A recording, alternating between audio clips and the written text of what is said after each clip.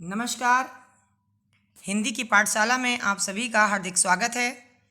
मैं राधा चतुर्वेदी आज इस वीडियो में आपके लिए लेकर आई हूँ कक्षा 10 हिंदी पाठ्यपुस्तक के काव्यखंड का एक पाठ जिसका कि नाम है हल्दी घाटी, जिसके रचयिता श्याम नारायण पांडे जी हैं। श्याम नारायण पांडे जी ने 2 महाकाव्य लिखे, एक जौहर और दूसरा हल्दी घाटी। हल्दी घाटी इतिहास में प्रसिद्ध है अकबर और महाराणा प्रताप के युद्ध के लिए, जिसमें महाराणा प्रताप विजयी घोषित हुए थे। उसी हल्दी घाटी महाकाव्य का 12 सर्ग आपके पाठ्यक्रम में है कक्षा 10 में। तो चलिए शुरू करते हैं इसको। मेवाड़ केसरी देख रहा, केवल रण का न तमाशा था। वह दौड़ दौड़ करता था रण, वह मान रक्त का प्यासा था। अर्थात बताया गया है कि मेवाड़ केसरी देख रहा। कौन है मेवाड़ केसरी? मेवाड़ केसरी कहकर महाराणा प्रताप को संबोधित किया गया है। केसरी माने होता है सिंह, अर्थात मेवाड़ का शेर। तो अर्थात महाराणा प्रताप हल्दी घाटी के युद्ध को है ना देख रहा, यानी केवल देख ही नहीं रहा था, मात्र देख ही नहीं रहा था। किसको? रण को। रण माने युद्ध। केवल युद्ध को देख ही नहीं रहा था, केवल रण का न तमाशा था। वह केवल युद्ध के तमाशे को नहीं देख रहा था, बल्कि क्या कर रहा था? बल्कि वह स्वयं युद्ध क्षेत्र में जाकर दौड़ दौड़ करता था रण, मतलब वह दौड़ दौड़ कर युद्ध करता था। वह मान रक्त का प्यासा था। वह मानसिंह के रक्त का प्यासा था। मानसिंह जो कि मुगलों की सेना अर्थात अकबर का सेनापति था तो वह भारत का ही, पर वह महाराणा प्रताप से युद्ध करना चाहता था। तो महाराणा प्रताप भी किसी से कम नहीं थे और उन्होंने इस बात को कहा कि अगर तुम युद्ध करना चाहते हो तो चलो, हम भी तैयार हैं और किसी प्रकार से तुमसे पीछे नहीं हटेंगे। तो इसका अर्थ समझ में आ गया। और आगे दौड़ दौड़ शब्द में पुनरुक्ति प्रकाश अलंकार है। पुनरुक्ति प्रकाश अलंकार वहाँ होता है जहाँ एक ही बात 2 बार कही जाती है। एक ही शब्द मतलब 2 बार आता है, लेकिन दोनों के अर्थ में भिन्नता नहीं होती। और आगे इसमें शुरू करते हैं। आगे क्या है?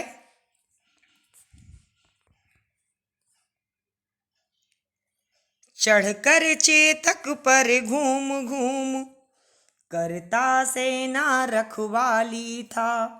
ले महामृत्यु को साथ साथ, मानो प्रत्यक्ष कपाली था। और आगे कहा कि चढ़ चेतक पर वह घूम घूम। आप सभी जानते हैं कि महाराणा प्रताप के घोड़े का नाम चेतक है। वह अपने चेतक घोड़े पर सवार होकर क्या करता था? घूम घूम कर क्या करता था? सेना रखवाली करता, सेना रखवाली था। वह सेना की रखवाली किया करता था, यानी अपने सैनिकों की रक्षा किया करता था। और सेना की रक्षा एक जगह बैठकर तो होती नहीं है, इसलिए वह पूरे युद्ध भूमि में घूम घूम कर देखता था और किस प्रकार से अपनी सेना की वह रक्षा कर सके, इसके लिए वह तत्पर रहता था। आगे कहा कि ले महामृत्यु को साथ साथ, ले महामृत्यु को साथ साथ, मानो प्रत्यक्ष कपाली था। कपाली, कपाली शब्द का क्या अर्थ है?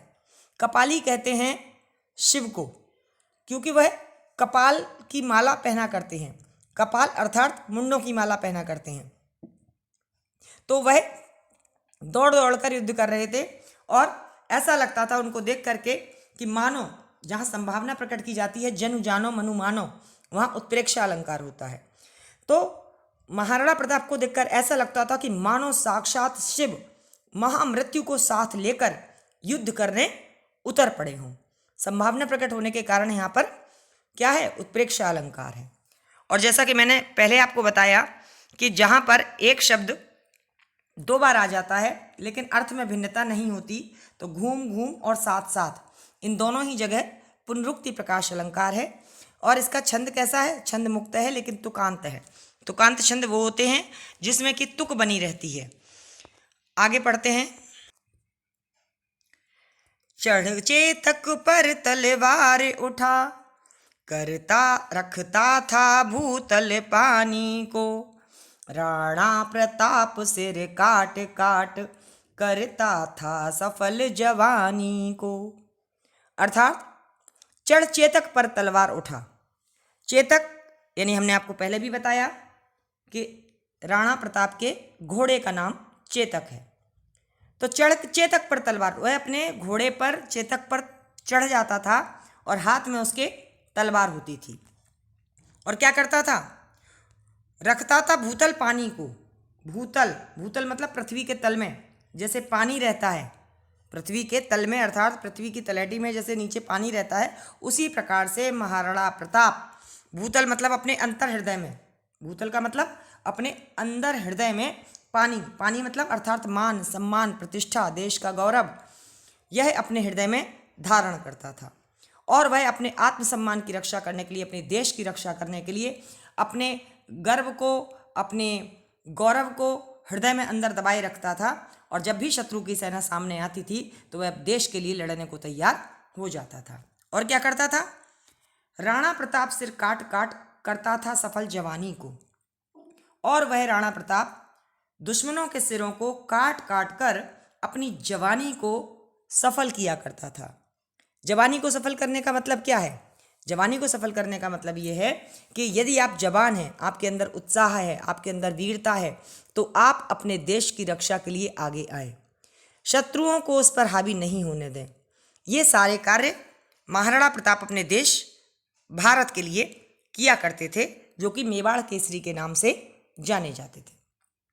यहाँ पर भी जो काट काट शब्द आया है, इसमें पुनरुक्ति प्रकाश अलंकार है। और इसी के साथ ये भूतल और पानी, इन दोनों शब्दों के दो दो अर्थ हैं। भूतल का मतलब एक तो हमने आपको बताया पृथ्वी, और दूसरा बताया भूतल मतलब यानी कि महाराणा प्रताप के अंदर हृदय में, और दूसरा पानी का अर्थ बताया कि पृथ्वी के अंदर जैसे पानी रहता है, उसी प्रकार से महाराणा प्रताप के हृदय के अंदर पानी अर्थात मान सम्मान प्रतिष्ठा या गौरव जो था देश का, वह उनके अंतरतल में रहता था। और उसको ध्यान में रख करके शत्रुओं की सेना को वह वध कर देते थे। आगे पढ़ते हैं। सेना नायक राणा के भी, रण देख देख कर चाह भरे, मेवाड़ सिपाही लड़ते थे, दूने तिगुने उत्साह भरे। अर्थात जो महाराणा प्रताप के सेना नायक, सेना नायक कौन? जो सेना के आगे चलते हैं, जो सेना की रक्षा किया करते हैं, वो मेवाड़ के जो सैनिक थे, वह राणा के जो सैनिक थे क्या करते थे? रण, रण मतलब युद्ध को देख देख कर, चाह, चाह का मतलब लालसा, इच्छा, कामना, वह भी कामना किया करते थे कि मैं भी महाराणा प्रताप की तरह इस युद्ध में अपना शौर्य पराक्रम दिखाऊं। और क्या करते थे? मेवाड़ सिपाही लड़ते थे, दूने तिगने उत्साह भरे। मेवाड़ के जो सिपाही थे वह भी लड़ा करते थे शत्रुओं से, और दूने तिगने उत्साह भरे, यानी जितना उत्साह महाराणा प्रताप में था, जितना पराक्रम महाराणा प्रताप में था, उससे भी कहीं अधिक पराक्रम और अधिक उत्साह से भरे हुए थे। कौन? मेवाड़ के सिपाही। मेवाड़ के सिपाही बहुत वीरता के साथ युद्ध को लड़ा करते थे और विपक्षियों को नष्ट करने में, ध्वस्त करने में उसकी सेना ने कोई भी कसर नहीं छोड़ी। किसकी सेना ने? महाराणा प्रताप की सेना ने। अगर इस कभी काव्य की भाषा पूछी जाए तो इसकी भाषा खड़ी बोली है, और इसमें गुण पूछा जाता है तो ओज गुण है। जब भी वीर रस की बात होगी तो हमेशा ओज गुण होगा। और अलंकार की बात करूं तो यहाँ पर भी आप देख रहे होंगे, तो इसमें भी आपका पुनरुक्ति प्रकाश अलंकार है, कहीं कहीं अनुप्रास भी है। और आगे पढ़ते हैं। क्षण मार दिया कर कोड़े से, रण किया उतर कर घोड़े से, राणा रण कौशल दिखा दिखा, चढ़ गया उतर कर घोड़े से। आगे कहा गया कि क्षण मार दिया कर कोड़े से। कर माने हाथ, कोड़ा मतलब कूड़ा, कूड़ा जिसको कि आप क्या कहते हैं? चाबुक कह सकते हैं। तो कहा कि क्षण मार दिया कर कोड़े से। एक क्षण में मेवाड़ के राजा दुश्मनों की सेना के साथ क्या करते थे कि कोड़े से उनको मार मार कर रणभूमि में गिरा दिया करते थे। रण मतलब युद्ध भूमि है, और रण किया उतर कर घोड़े से। कभी तो वह घोड़े पर बैठे बैठे ही अपने चाबुक से दुश्मनों को मारकर रणभूमि में गिरा दिया करते थे। और कभी कभी क्या करते थे महाराणा प्रताप, अपने कौशल को, युद्ध कौशल को दिखाने के लिए घोड़े से उतर जाया करते थे। तो वास्तव में ये पता नहीं चलता था कि महाराणा प्रताप घोड़े पर चढ़कर युद्ध कर रहे हैं या रणभूमि में उतर कर युद्ध कर रहे हैं। एक एक पल में वह अपनी स्थिति को बदल लिया करते थे। आगे का राणा रण कौशल दिखा दिखा। महाराणा प्रताप अपने युद्ध के कौशल को बार बार दिखाते थे शत्रुओं के सामने, और क्षण चढ़ गया उतरकर घोड़े से। और कभी वह घोड़े पर चढ़ जाया करता था, कभी उतरता था, कभी चढ़ता था, कभी चढ़ता था, कभी उतरता था। एक पल के लिए लगता था कि महाराणा प्रताप घोड़े पर चढ़कर युद्ध कर रहे हैं, अगले ही पल उतर करके नीचे शत्रुओं की सेना का डटकर सामना किया करते थे। तो जितने उसके पास कौशल थे, युद्ध भूमि के जितने पैंतरे थे, वह सभी वह अपनाया करते थे। और यहाँ पर भी आप देख रहे होंगे दिखा दिखा। दिखा दिखा में कौन सा, अब तो आप समझ ही गए होंगे, बिल्कुल सही, पुनरुक्ति प्रकाश अलंकार। किसमें? दिखा दिखा में। चलिए आगे की कविता पढ़ते हैं। क्षण भीषण हलचल मचा मचा, राणा कर की तलवार बढ़ी, था शोर रक्त पीने का यह, रणचंडी जीभ पसार बढ़ी। आगे का क्षण भीषण हलचल मचा मचा। मचा मचा में तो आप समझ गए, पुनरुक्ति प्रकाश अलंकार है। तो आगे कहा कि क्षण भीषण, क्षण भर में, पल भर में वह अत्यंत भीषण हलचल मच जाया करती थी युद्ध भूमि में, है ना। युद्ध भूमि में हलचल मतलब इन सब कुछ तहस नहस हो जाना। राणा कर की तलवार बढ़ी। कर माने क्या बताया था? हाथ। राणा के हाथ में जो तलवार थी, वह तलवार जब शत्रुओं की ओर बढ़ा करती थी तो रणभूमि में अर्थात युद्ध भूमि में भयंकर हलचल मच जाता था। और क्या था शोर रक्त पीने का यह। ये जो शोर होता था, जो हलचल मच रही थी, जो लोग इधर उधर हाहाकार करते हुए दौड़ रहे थे, तो उसको देख करके ऐसा लगता था कि रणभूमि में इस भीषण नरसंहार को देखकर ऐसा प्रतीत होता था कि मानो, अब यहाँ मानो दिया नहीं गया है लेकिन अर्थ में आ रहा है मानो, तो यहाँ पर भी आपका उत्प्रेक्षा अलंकार होगा। यानी रणभूमि में मचे इस भीषण नरसंहार को देख करके ऐसा लगता था कि रक्त पीने की बात हो रही, रक्त पिएंगे तो क्या होगा? दुश्मन मरेंगे, और मरेंगे तो क्या होगा? हर तरफ खून ही खून होगा। तो उसको देख करके ऐसा लग रहा था कि मानो रणचंडी जीव पसार बढ़ी। यानी रणचंडी कौन? अर्थात दुर्गा, जो चंडी कही जाती हैं। तो ऐसा लगा कि युद्ध भूमि में दुर्गा जो हैं वो खून की प्यास बुझाने के लिए क्या कर रहे हैं? राणा संहार कर रहे हैं। किसका? दुश्मनों का, है ना। रणचंडी जीव पसार बढ़ी, यानी रणचंडी ने जीव आगे बढ़ा करके मानो जो रणभूमि में मारे गए हैं उन सब का खून पीने के लिए वो आगे की ओर बढ़ रही हो, और महाराणा प्रताप रणचंडी अर्थात दुर्गा माँ को प्रसन्न करने के लिए ये सारे युद्ध के कौशल दिखा रहे हैं। यहाँ पर भी बच्चों वीर रस है, और वीर रस के साथ साथ एक बीभत्स रस भी है। बीभत्स रस वहाँ होता है कि जहाँ पर खून वगैरह का दृश्य होता है, बहुत सारी लाशें पड़ी होती हैं, तो वहाँ थोड़ा डरावना दृश्य हो जाता है, वहाँ बीभत्स रस भी होता है। और इसके अलावा ये मचा मचा में तो आपने पहले भी बता दिया कौन सा अलंकार है, यहाँ पुनरुक्ति प्रकाश अलंकार है। चलिए आगे पढ़ते हैं। आगे के का क्या है कविता में? वह हाथी दल पर टूट पड़ा, मानो उस पर पवि छूट पड़ा, कट गई वेग से भू ऐसा, शोणित का नाला फूट पड़ा। आगे क्या हुआ? आगे कहा गया कि जो महाराणा प्रताप हैं वह किस पर टूट पड़े? हाथी दल पर। हाथी दल यानी हाथियों के समूह पर, हाथियों की सेना पर। वह हाथी दल पर टूट पड़ा। टूट पड़ा का मतलब यानी कि आक्रमण कर दिया उसने। किसके ऊपर? हाथियों के दल के ऊपर। और क्या हुआ? मानो उस पर पवि छूट पड़ा। पवि माने क्या होता है? पवि माने वज्र, यानी मानो उसके ऊपर वज्र गिर गया हो। वज्र मतलब बहुत कोई कठोर चीज गिर गई हो। किसके ऊपर? हाथियों के दल के ऊपर, हाथियों के समूह के ऊपर। अर्थात कहने का मतलब ये है कि कवि श्याम नारायण पांडे जी ये कहना चाहते हैं कि महाराणा प्रताप ने मुगल सेना पर इस प्रकार प्रहार किया कि मानो उन पर वज्र गिर गया हो, मानो उस पर पवि, पवि माने क्या बताया, वज्र, वज्र मतलब कठोर चीज कोई गिर गई हो। और जब कोई कठोर चीज किसी के ऊपर गिर जाती है तो क्या होता है, तो हलचल मच जाती है और सारी की सारी चीजें ध्वस्त हो जाती हैं।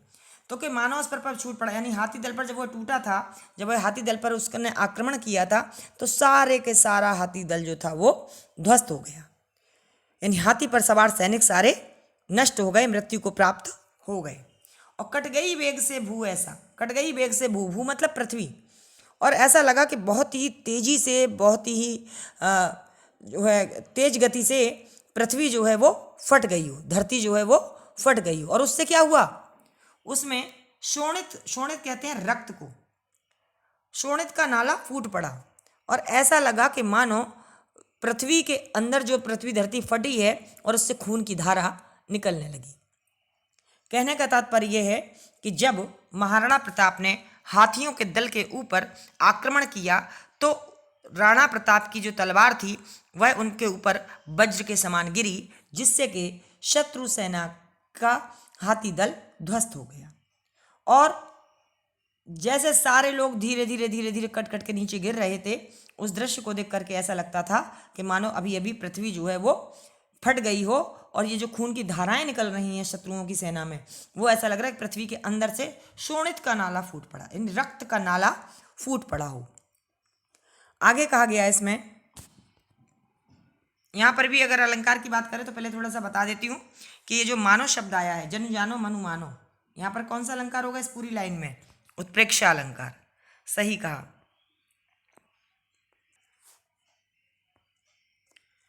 जो साहस कर बढ़ता उसको केवल कटाक्ष से टोक दिया, जो वीर बना नभ बीच फेंक बरछे पर उसको रोक दिया। अर्थात कहा गया, बरछे का मतलब भाला, बर्छी छोटी होती है, बर्छी को तलवार कह सकते हैं, और बर्छा यानी भाला नामक जो अस्त्र होता है उसको हम बर्छा कहते हैं, बर्छा। तो कहा कि जो भी शत्रु की सेना में महाराणा प्रताप का सामना करने के लिए साहस करके बढ़ता था आगे, जो भी आता था कि चलो अब की बार हम देखते हैं महाराणा प्रताप को, तो जो भी आगे आता था केवल कटाक्ष से टोक दिया, उसके ऊपर अपने आंखों के क्रोध को ऐसा दिखाया कि जिससे कि वो दूर से ही देखकर डर गया और वह आगे बढ़ा नहीं। तो जिसने साहस आगे दिखाया, महाराणा प्रताप की तिरछी दृष्टि उसके ऊपर पड़ी, कटाक्ष कहते हैं तिरछी दृष्टि को, और महाराणा प्रताप ने तिरछी नजरों से उसको देखा कि अब तेरा अंत समीप है। तो इसी से शत्रु की सेना का वो आगे बढ़ने वाला वीर साहसी सिपाही डर गया और आगे नहीं बढ़ा, वो वहीं के वहीं रुक गया।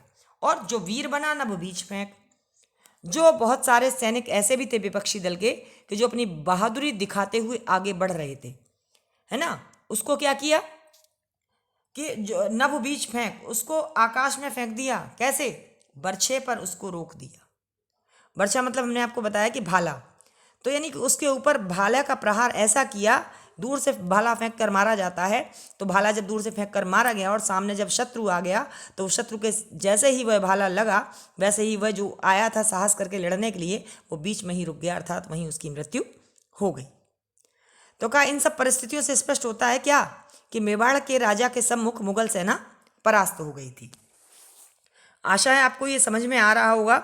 यहाँ पर भी जो अधिकतर अलंकार जो है उपमा नहीं है, यहाँ पर कौन सा है? उत्प्रेक्षा अलंकार है, क्योंकि ज़्यादातर युद्ध में संभावनाएं प्रकट की जा रही हैं कि मानो ऐसा लग रहा है, मानो ऐसा लग रहा है। भाषा इसकी खड़ी बोली ही है, और छंद आपको बताया था तुकांत है लेकिन मुक्त छंद है। आगे पढ़ते हैं।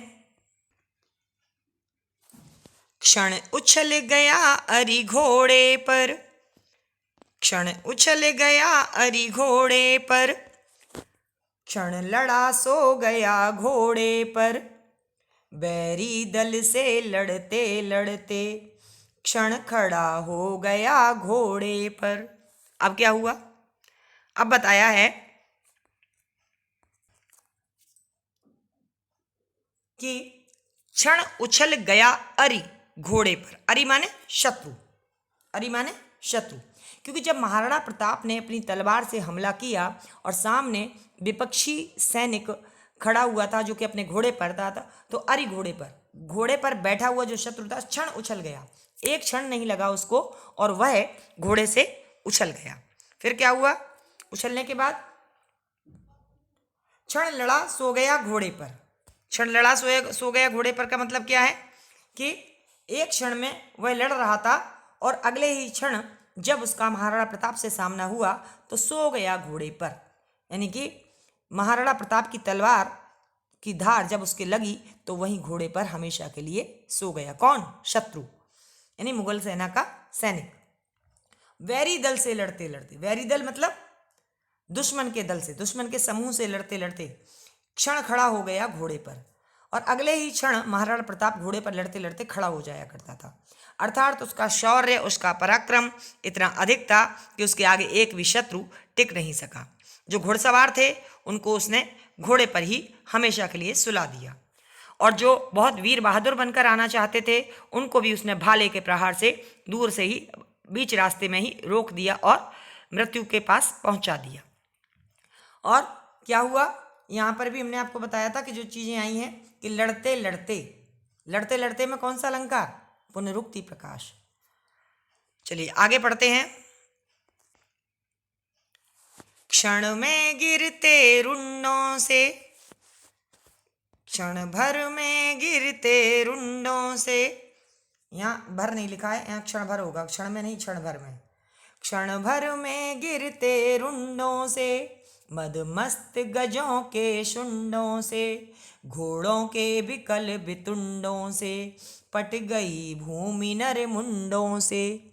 अर्थात कवि श्याम नारायण पांडे जी कहना चाहते हैं कि क्षण भर में गिरते रुंडों से, यानी कि जब लगातार मेवाड़ सिपाही लगातार दुश्मनों की सेना को मार रहे थे, उन पर हमला कर रहे थे, उनको मौत के घाट उतार रहे थे, तो क्षण भर में गिरते रुंडों से, रुंड किसको कहते हैं? रुंड कहते हैं जो धड़ लगातार पृथ्वी पर गिरते जा रहे थे। क्योंकि तलवार चल रही थी तो तलवार चलने के कारण क्या होता था कि जो मुगल सेना थी उसके सर धड़ से अलग कर दिए गए थे। और मदमस्त गजों के शुंडों से, और जितनी भी हाथियों की सेना थी तो हाथियों की सेना को तो वह पहले ही परास्त कर चुका था, और जितने भी घुड़सवार थे उनको वह घोड़े पर ही हमेशा के लिए सुला चुका था। तो लगातार लाशें पृथ्वी पर गिरती जा रही थी, यानी युद्ध भूमि में गिरती जा रही। रुंड कहते हैं धड़ को और मुंड कहते हैं सिर को। तो यहाँ पे बात आई रुंडों से, यानी जब किसी का गला कट जाएगा तो जाहिर सी बात है कि वह उसका जो धड़ होगा वो नीचे जमीन पर गिर जाएगा। एक पल ऐसा लगता था कि लोगों की लाशें ही लाशें पूरी युद्ध भूमि में गिर रही हैं। और मदमस्त गजों के सुंड, जो मदमस्त गज थे, जो हाथी थे, गज माने हाथी, हाथियों के क्या हो रहा था? हाथियों के जो सूढ़ें थीं उन सूढ़ों को भी लगातार काट काट कर वह जमीन पर गिराता जा रहा था। घोड़ों के विकल वितुंडों से, घोड़ों के विकल वितुंडों से मतलब क्या है? वितुंड माने हाथी। वह हाथी जो घोड़े जैसे लग रहे थे उन विकल मतलब व्याकुल, उन व्याकुल हाथियों को भी उसने क्या कर दिया? मार दिया और मौत के घाट उतार दिया। पट गई भूमि नर मुंडों से, पट गई मतलब होता ही, पटने का मतलब होता क्या? भरना। यानी कि जितनी धरती थी, जो कच्ची भूमि थी, युद्ध भूमि थी, उस युद्ध भूमि में अब क्या दिखाई दे रहा था? उसमें केवल और केवल हाथियों की कटी हुई सूंड, शत्रु की सेना के पड़े हुए सिर अर्थात धड़, और घोड़े, इन सब लोगों को केवल और केवल वहाँ लाशें ही लाशें दिखाई दे रही थी। तो वह इतना प्रतापी था कि पृथ्वी दिखनी ही बंद हो गई थी। पट गई मतलब भर गई, जहाँ देखो वहाँ लाशें ही लाशें दिखाई दे रही थी। यहाँ पर अगर मैं बात करूँ तो वीर रस के साथ साथ बच्चों बीभत्स रस भी है। और आगे का पद्यांश देखते हैं कि उसमें क्या है।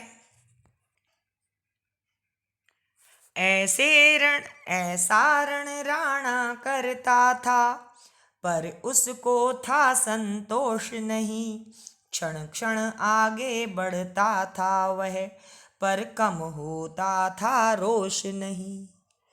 अर्थात ऐसे रण का मतलब युद्ध, राणा मतलब महाराणा प्रताप, महाराणा प्रताप ऐसे युद्ध किया करते थे कि उसको था संतोष नहीं। इतने पर भी संतोष नहीं, जबकि उसने सारी शत्रु की सेना को धूल चटा दी। पूरी पृथ्वी नरमुंडों से भर गई। हाथियों की सूंड और खून की ही जो धाराएं हैं वो बहती हुई दिख रही थी। लेकिन फिर भी महाराणा प्रताप को संतोष नहीं था, संतुष्टि नहीं थी। क्यों? क्षण क्षण आगे बढ़ता था वह, पर कम होता था रोष नहीं। रोष का मतलब क्रोध, और क्षण क्षण मतलब प्रत्येक क्षण प्रत्येक पल वह दुश्मन की सेना की ओर बढ़ता जा रहा था, फिर भी उसको संतोष नहीं हो रहा था। क्यों नहीं संतोष हो रहा था? कि अभी शुरुआत में भी हमने पढ़ा था कि वह मान रक्त का प्यासा था, यानी कि जो शत्रु की सेना का सेना नायक था मान सिंह, उस मान सिंह के खून का वह प्यासा था और चाहता था कि जब तक मुझे वह मान सिंह नहीं मिल जाता तब तक मैं इस युद्ध का अंत नहीं समझूंगा। और इसका अंतिम पद्यांश इस प्रकार है, कहा गया है, कहता था लड़ता मान कहाँ, कहता था लड़ता मान कहाँ, मैं कर लूं रक्त स्नान कहाँ, जिस पर तय विजय हमारी है, वह मुगलों का अभिमान कहाँ। कहता था लड़ता मान कहाँ, और वह युद्ध करते करते एक ही बात कह रहा था, लड़ते लड़ते एक ही बात कह रहा था कि मान कहाँ। मान कहाँ से मतलब मान सिंह कहाँ है, जो शत्रु की सेना का सेना नायक है वह कहाँ है। मैं कर लूं रक्त स्नान कहाँ, और मैं इस सेना में सभी को मारकर उनके खून से स्नान करना चाहता हूँ। जब तक मैं उनके खून से स्नान नहीं कर लूँगा तब तक मुझे संतुष्टि नहीं मिलेगी। तिस पर तय विजय हमारी है, वह मुगलों का अभिमान का। जो कहता है मुगलों का अभिमान क्या था, घमंड क्या था? उनका घमंड ये था कि हम शत्रु को हरा देंगे, अर्थात महाराणा प्रताप को हरा देंगे। तो कहते ऐसे अभिमान, ऐसा झूठा घमंड करने वाला वह मान सिंह कहाँ है, जिसको मारकर मुझे खुशी मिलेगी, प्रसन्नता होगी, और मैं उनके खून से स्नान करना चाहता हूँ और उनका यह झूठा घमंड मैं चूर चूर करना चाहता हूँ, जिनको लगता है कि हमारी विजय निश्चित है।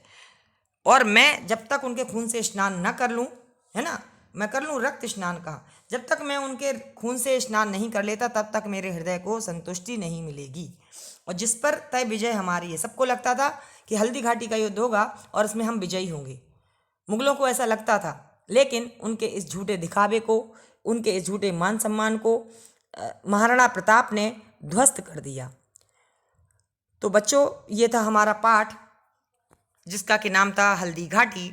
और यहाँ पर भी आपका जो संपूर्ण हमने पाठ पढ़ा ये हल्दी घाटी के द्वादश सर्ग से लिया गया था।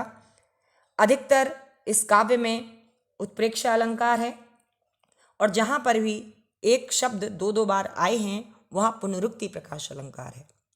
इसमें यथा तथा अनुप्रास अलंकार की भी छटा दिखाई देती है, लेकिन अनुप्रास अलंकार जब हम अर्थालंकार को श्रेष्ठ मानते हैं तो वहाँ पर उपमा रूपक या उत्प्रेक्षा अलंकार भी होता है और साथ में अनुप्रास भी होता है, तो हम उपमा रूपक और उत्प्रेक्षा को ही वरीयता देते हैं। इस आधार पर हमने ये पाठ पढ़ा, समझा। आशा है आपको समझ में आया होगा। मिलेंगे अगले वीडियो में किसी नए टॉपिक के साथ। तब तक आप पढ़ते रहिए, समझते रहिए।